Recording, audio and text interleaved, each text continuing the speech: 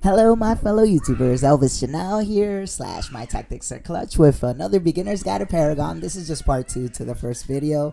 Didn't really go into details with the other video. I did have a detailed description though, so you could always look at that for tips. This video is mainly about building. So, Gideon, he's my main mid laner / main caster.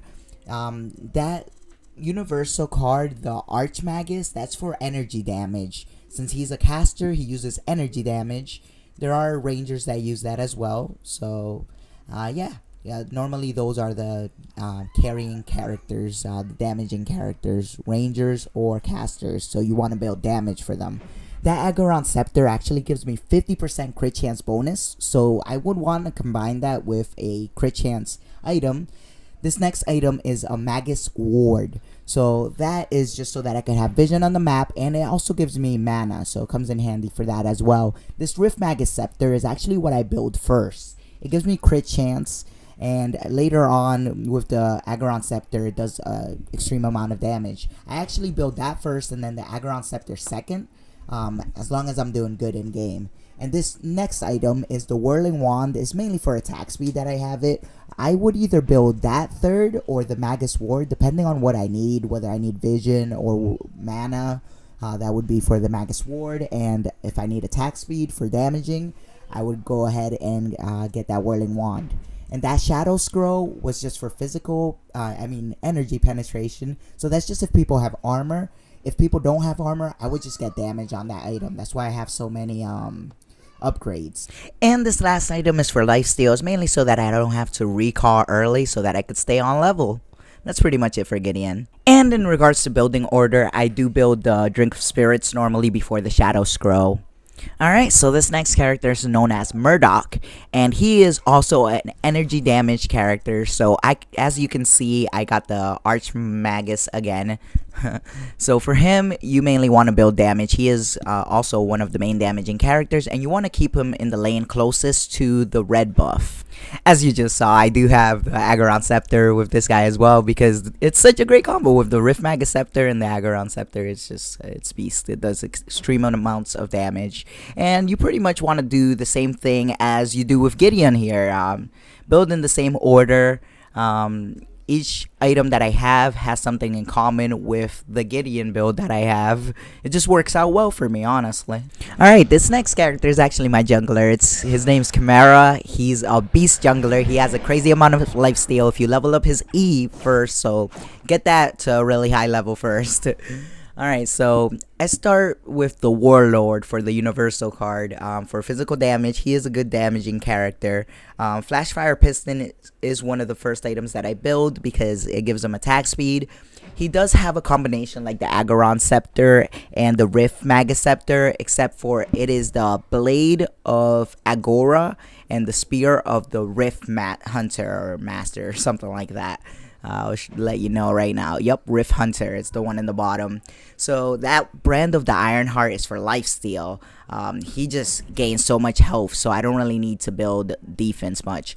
That is a Brawler's Key. That's for harvesters, and you do want to get as much harvesters as possible. Normally, it is good to have a key for junglers because they are around harvesters a lot. So I would switch that off between the Magus Ward and that, depending on what I need at the time.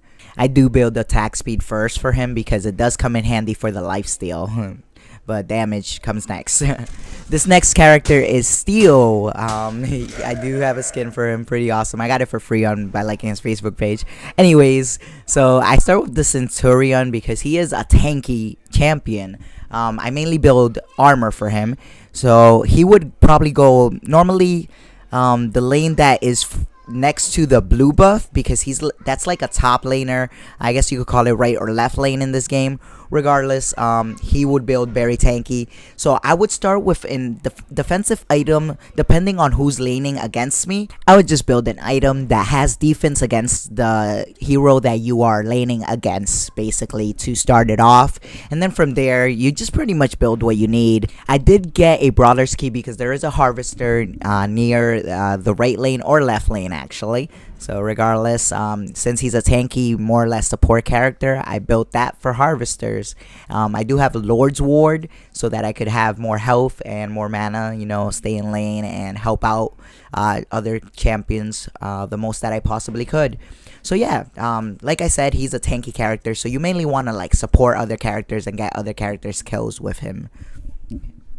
Alright, so this next champion is Paragon, and he is just like Steel when it comes to being a tank and a support. He could do either or. So this character is just like Steel when it comes to being a tank and trying to help other champions get kills.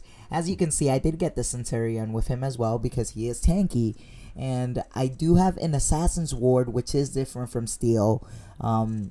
In my opinion, this character could also get some damage, you know, and he has a good amount of attack speed, well, with the items that I build. So I got that lifesteal ward, you know, just in case. But mainly he's a tank, and I use him to help other lanes get kills. I got the Brawler's Key, you know, so that I could place harvesters. You should get that with the most characters that you could possibly get it with, except for like damaging characters. Usually I get wards for damaging characters because you don't want them to die, so you want to have vision of the map so that you know when you're going to get ganked, if you're ever going to get ganked. Alright, so that's pretty much it for building. Alright, so there's just a few minor tips that I want to add that I didn't really mention in the voiceover last video. So it's mainly just that last hitting is essential. So make sure to last hit minions as much as possible, and kills if you're a damage character and you can. Alright, and other than that, also before ganking, you want to push out your lane, and you want to keep your lanes close to the tower. That's pretty much it. I do also want to show you that you can replace the wards with the keys. So basically you could discard a ward for a key. It works well for me normally. I pretty much get the same keys that correspond with my warding items. So an Assassin's Ward would normally correspond with a Stalker's Key because of the lifesteal. I didn't do it for this character because I did need the damage. So it just depends on what you need, really. Hello my brothers and sisters, I was now here with my nephew once again. No, he's too cute to keep out of the videos. Anyways, I just wanted to say thank you for your support. This is a part 2. I didn't realize that I was going to make a part 2 up until recently, earlier today actually. So I did rename the first video to part 1. Anyways, I hope you liked the video and I hope you learned a lot. If you did like it, please either like, comment, or subscribe. I do appreciate feedback, or you could do all 3. Why not? I am looking to improve, and eventually I am going to have a really good intro. I'm just not that great at it now, so I don't have one now. Regardless, thank you so much for your support, and that's all I really wanted to say. Bye, everyone. Have a good one. Bye, everyone. Wish we could turn back time to the good old days when the